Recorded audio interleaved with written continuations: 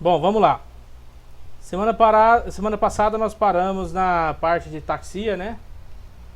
As marchas atáxicas. Então hoje nós vamos falar da praxia.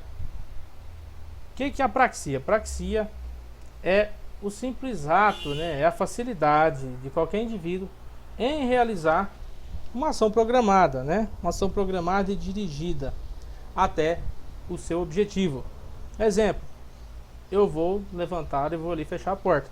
É o ato de você conseguir levantar, ir lá e fechar a porta. Beleza? Como que a gente explora, né? Como a gente analisa a praxia do paciente? Pedindo para ele executar algumas funções, né? Algumas ordens de caráter simples, ok? Como fazer o sinal da cruz, como o paciente fazer o movimento de... É o chamado, vem aqui, né? Fazer aquele movimento com a mão. O movimento de acender um cigarro, beber um copo d'água, tá? Simplesmente de apertar um botão, né? De abotoar um botão da camisa. Ordem simples. E a gente avalia se o paciente consegue executar essas simples funções. O que você pode fazer também é realizar alguns movimentos e pedir que o teu paciente consiga fazer igual, né? Pedir para o paciente te imitar mesmo. E aí você observa se ele é capaz de executar essas ordens. Beleza? E a apraxia, o A vem de ausência, né? É o paciente ele não conseguir executar essa sequência de ordens, essa sequência de atos propostos ali na avaliação. Bom, e também existe outro tipo de apraxia, que é a apraxia ideomotriz. O que acontece? O paciente ele faz o movimento, ele executa a ordem que você o propõe, só que ele não consegue descrever. Beleza? Isso aí ele vem secundariamente aí também de uma lesão situada ali bem no corpo calhoso. Beleza? Também chamada ali de apraxia unilateral do lado esquerdo. OK? Então, essa incapacidade de executar simples ordens. Existe a outra praxia, que é a construtiva. O que acontece? O paciente ele perde a noção da perspectiva, tá? Ele perde a noção do que ele tem que fazer. Um exemplo. Aqui o livro nos fala que o paciente ele não pode desenhar uma mesa em uma casa. Você pede lá para o paciente desenhar uma casa com a mesinha lá dentro, lá ele não consegue, tá? Outra coisa, existe a apraxia do vestido, a apraxia de vestir. O que acontece? É aquele paciente que ele apresenta uma desorientação ao colocar a roupa de forma correta, tá? Então, geralmente o parente ali, o familiar desse paciente fala assim, então, na hora que ele vai colocar a roupa, ele se atrapalha todo, ele se embanana todo ali e não consegue colocar a roupa, só que as outras atividades ele consegue fazer normalmente. Beleza? E a gente tem um exemplo, né, de dificuldades de ordens básicas, como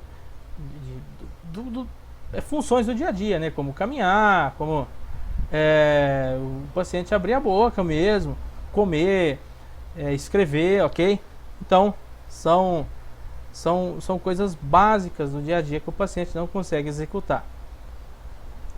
Nesses movimentos involuntários, falando de movimentos involuntários, são quaisquer tipos de movimentos que são alheios à vontade do paciente, né? Que é aquele movimento que o paciente não quer fazer ele, mas aquele movimento está acontecendo, então recebe o nome de movimento involuntário. Esses movimentos eles tendem a aparecer durante o sono, né? Quando o paciente vai dormir, ele para.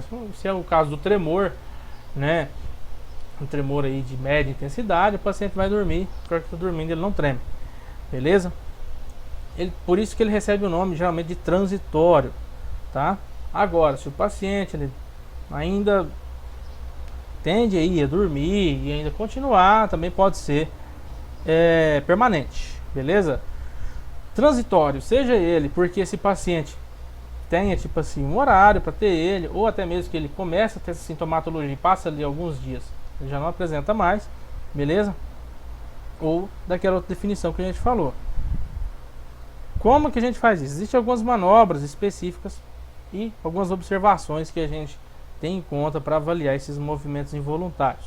O primeiro deles é o tremor, né? A gente observa ali as sacudidas musculares, né, de diferente amplitude, que são oscilatórias, rítmicas, de rápida sucessão, beleza? Se é um tremor estático, que é aquele tremor que acontece quando o paciente está em repouso, então o paciente senta, o paciente para de executar determinada função, ele começa a tremer. Ou se é um tremor de atitude, o que acontece? O paciente vai fazer determinada coisa e começa a tremer. Por exemplo, o paciente fala, não, eu só tremo na hora que eu ergo o braço, tá? Então esse é o tremor de atitude, o tremor funcional ali, né? E existe o tremor intencional ou cinético, que é durante o curso de movimentos voluntários, ok? Bom, existe os movimentos que são coreicos. Movimentos coreicos, eles são movimentos desordenados, sempre de grande amplitude e são rápidos. Não tem uma finalidade aparente esses movimentos, não são compensatórios a nada. Existe outro tipo de movimentos involuntários, que é a atetose. A atetose, são movimentos lentos, tá? Eles são observáveis especificamente nos dedos das mãos e dos pés. Provavelmente alguém de vocês já deve ter visualizado essa atetose. Existem as mioclonias. O que são as mioclonias? São contrações bruscas e rápidas, beleza? E geralmente elas tendem a ser a nível muscular, beleza? Seja ela de um músculo ou uma cadeia de músculos ali, total de um membro, podem causar a movimentação desse membro mesmo, tá? O membro pode, a contratura às vezes pode ser tão forte, pode flexionar, beleza? E tende a estar presente aí em membros inferiores, beleza? A mioclonia, ela tem essa característica, ela é frequentemente encontrada, visualizada em membros inferiores. Existe também as fasciculações, ou também chamado de contrações fibrilares, que são que é a contração somente da fibra muscular, beleza? Então ela é tipo como se tivesse assim um tremor, é tipo um tremor subcutâneo, tá? Ele é bem característico mesmo. Então é só a fibra muscular que está contraindo, beleza? Tende a aparecer em músculos atrofiados. Você raramente vai ver essa fasciculação em um músculo são, tá? Em um músculo que tem aí um tônus normal. E outra coisa, eles aparecem também naqueles músculos que são paresiados por lesão nervosa. Então, determinado músculo que tem ali tal nervo que o inerva, esse nervo, quando lesionado, pode ser que esse músculo apresente essa fasciculação, beleza? Uma característica aqui é que a lesão da neurona motora periférica ou segunda lesão, tá? Ou de segunda neurona, beleza? Ou a lesão é de neurônio motor periférico ou segundo neurônio, beleza? Dentro dos movimentos involuntários aqui, um dos mais falados, que são as convulsões. As convulsões, elas são contrações bruscas, né? Contrações musculares bruscas de caráter paroxística, ok? E às vezes elas são generalizadas, beleza? Mas essa convulsão também, ela pode ser focal. Mas elas tendem a ser generalizadas. Vamos lá. O que mais? Bom, essa contração, ela tende a ir cursando pelo segmento corporal e ela pode ser tônico-clônica, ok? Bom, eu falei paroxística, né? Que essa convulsão ela tende a ser paroxística. Por que ela tende a ser paroxística? Vamos entender o termo paroxística primeiro. O termo paroxística é, dizemos assim, é uma recorrência desse sintoma, né? É uma recorrência, é uma intensificação, falando assim, já há um modo fácil de entender, beleza? É uma intensificação ou uma recorrência. E esse sintoma, por ele ser focal ou generalizado, ele tende a cursar pelo segmento corporal, ou seja, por toda a superfície corpórea, né? Outra coisa, quando fala-se desse tônico clônico aí, vamos falar um pouquinho desse tônico clônico. Isso aí são duas fases, né? Quando você tem a fase clônica, quer dizer que o paciente ele contrai e contorce as extremidades, beleza? Então, fase clônica significa contração e retorção das extremidades, beleza? Já na fase tônica, você tem a perda de consciência e o corpo se contrai e enrijece, beleza?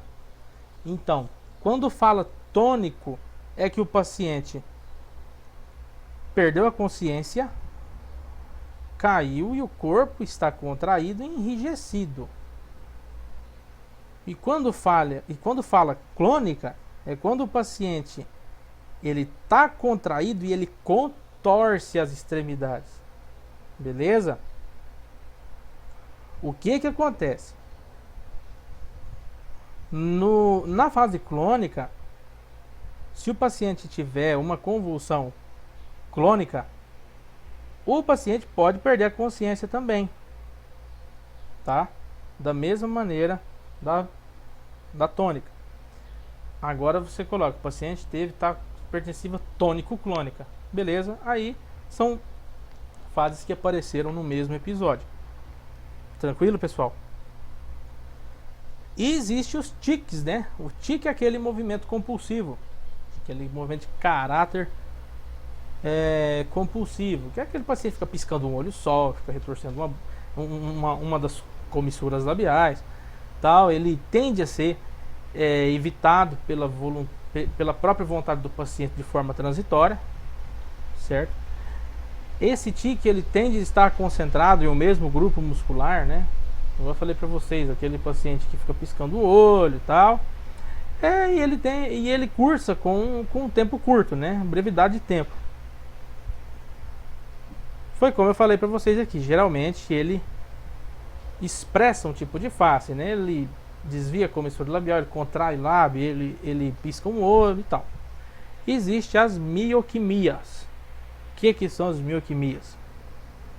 São contrações persistentes de faces das fibras musculares em músculo sem atrofia.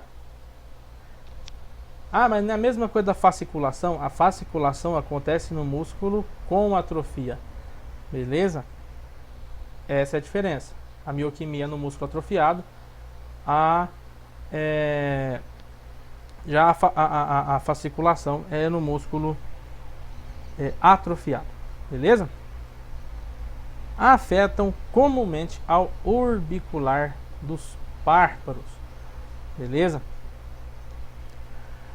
O que acontece? Isso daqui é aquele clássico paciente que fica com o olho tremendo, assim, com a pálpebra tremendo, né?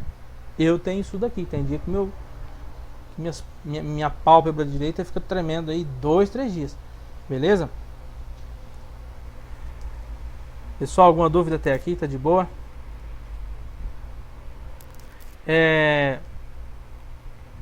Tranquilo, né?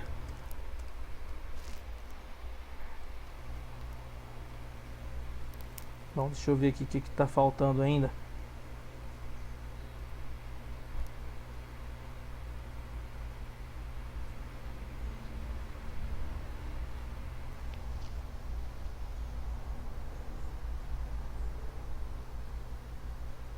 Sim, poderia sim. É que o paroxístico ele recebe esse nome paroxístico porque ele tende a ser episódios que pioram, né?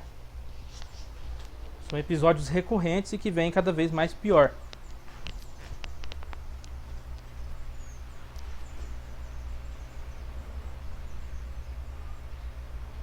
Sim, porque piora à noite, né? No caso da dispneia, né? Você está falando. Dispneia paroxística noturna. Então, é aquela dispneia que piora à noite. Aquela dispneia que ela tende a ter um episódio recorrente e pior à noite. Por isso que ela recebe essa terminologia paroxística.